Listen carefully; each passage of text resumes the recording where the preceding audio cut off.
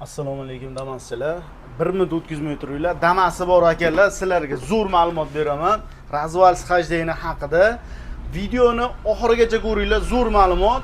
Videoni ko'rishdan oldin bittadan like bosib turinglar, zo'r narsa ko'rsataman. Akamiz liniyada yuradilar, damaslari bor. Mashina yangi balon qo'yilgancha pirikit qilinmagan, plus razvalga ham vaqtida kirilmagan akalar.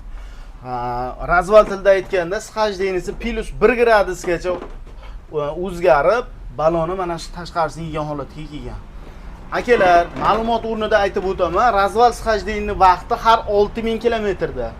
Plus har 6000 kilometr razval sxajdeni qilib, balonni pirikit qilib turilsa, chotki mana shunday mana arqa balonlari turibdi.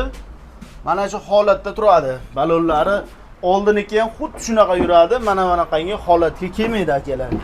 Akalar, bundan ham zo'r videolar o'tkazmaslik uchun kanalga obuna bo'lib qo'yinglar. Jonli sog' bo'lsin, zo'r videolar qo'yib turamiz.